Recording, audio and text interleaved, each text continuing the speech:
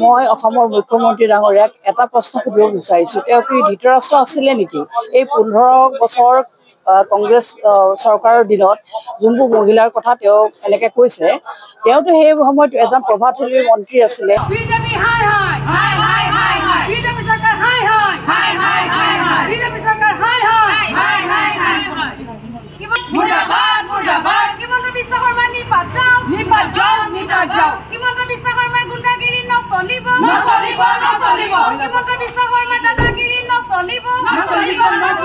মহিলাৰ ওপৰত নিৰ্যাতন কৰা বন্ধ কৰক, মহিলাৰ ওপৰত নিৰ্যাতন কৰা সহ্য কৰা নহ'ব। হিমন্ত বিশ্ব শৰ্মা মুৰ্দাবাদ, Himanta Biswa Sarma go back, Himanta Biswa Sarma go back, Himanta Biswa Sarma নিপাত যাওক। শিৱসাগৰ জিলা মহিলা কংগ্ৰেছৰ তৰফৰ পৰা আমাৰ মাননীয় অসম প্ৰদেশ কংগ্ৰেছৰ সভানেত্ৰী মীৰা বৰঠাকুৰ বাইদেউৰ আদেশ মৰ্মে আমি আজি এই প্ৰতিবাদী কাৰ্যসূচী লৈছোঁ। আমাৰ অসমৰ মুখ্যমন্ত্ৰী হিমন্ত বিশ্ব শৰ্মা ডাঙৰীয়াৰ বিপক্ষে।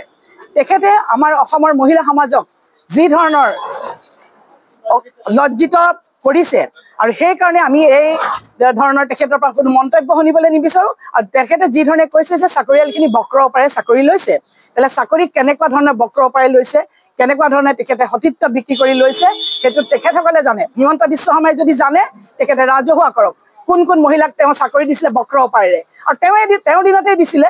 আৰু যদি কংগ্ৰেছত সেই সময়ত তেখেত আছিলে, আৰু তেখেতে যদি জানে যে কোনখিনি মহিলাই বক্ৰ অপাৰে চাকৰি লৈছে, তেখেতে ফাদিল কৰক। আৰু আমি তেখেতৰ এই কথাৰ আমি গৰিহণা দিছোঁ। অতি ঘৃণনীয়ভাৱে আমি তেখেতক ঘৃণা কৰিছোঁ। আজি অসমৰ মহিলাৰ বাবে অতি ঘৃণনীয় কথা যে বক্ৰ অপাৰে চাকৰি লোৱা মহিলাসকলক তেখেতে উদঙাই দিয়ক, যিসকল মহিলাই লৈছে।